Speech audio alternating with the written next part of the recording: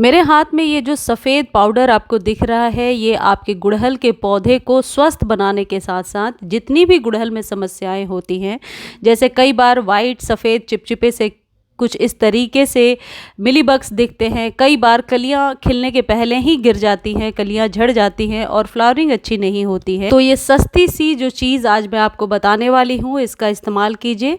महीने में एक बार ही इसका इस्तेमाल करना है।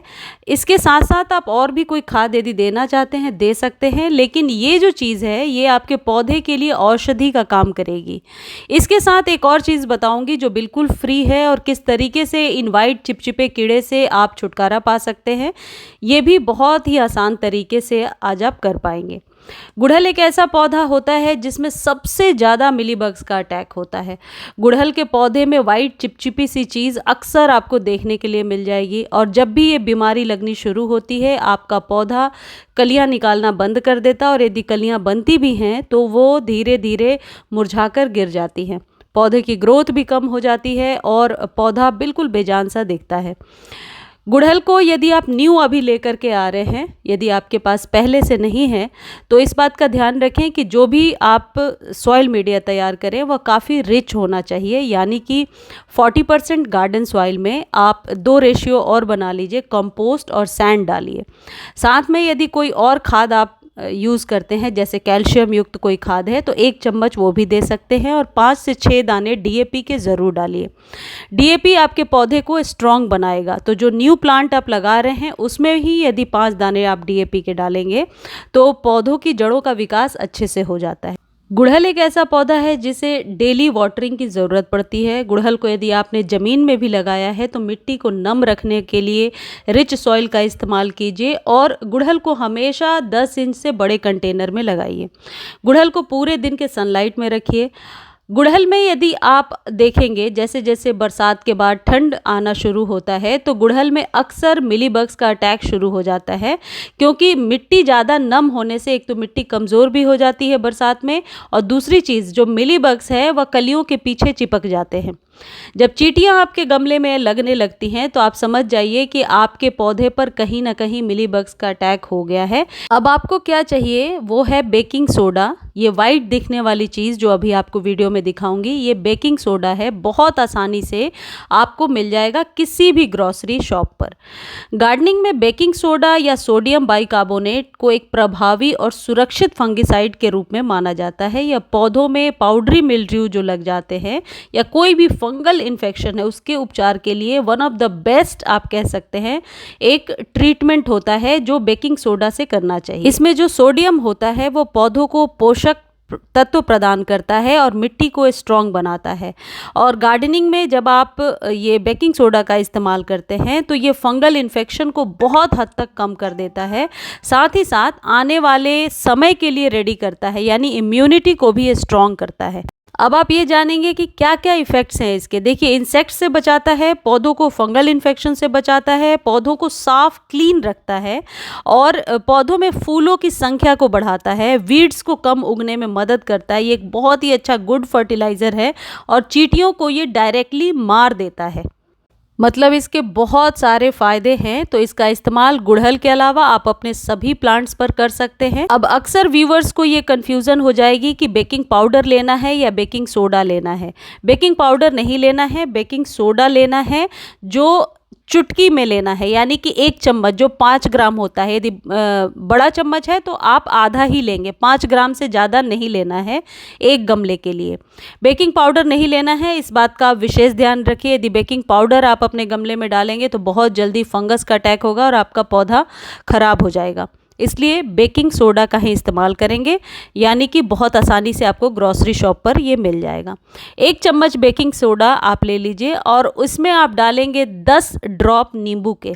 नींबू के 10 ड्रॉप डालें, उससे ज़्यादा नहीं डालना है, कम हो सकता है, 7-8 ड्रॉप भी आप ले सकते हैं, लेकिन 10 ड्रॉप आइडियल होता है।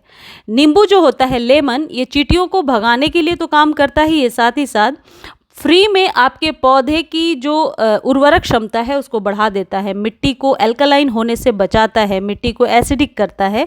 बहुत ही काम की और टेस्टेड चीज़ें हैं ये, कोई अलग से नुस्खा नहीं है जो आपने कभी पढ़ा सुना नहीं होगा। आप गूगल पे आसानी से सर्च करके देख सकते हैं, बहुत ही डिटेल में ये बताया गया है।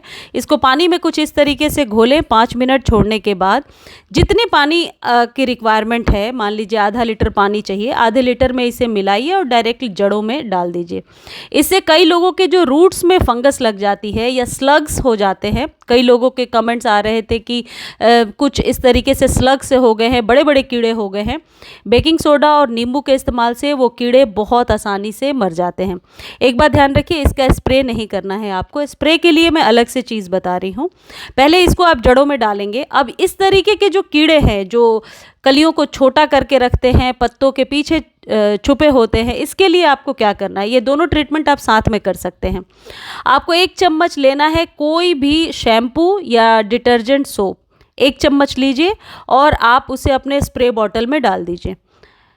आप ये ज़रूर है कि बहुत सारा उसमें फोम निकल करके आएगा, उससे आप घबराइए नहीं।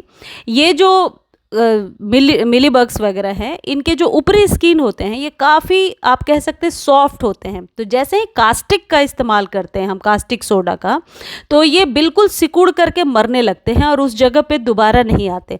तो इनके लिए ये सबसे अच्छा तरीका होता है जो अभी आगे मैं बताऊंगी। पहले ये देख लीजिए कि बेकिंग सोडा का इस्तेमाल कैसे करना है।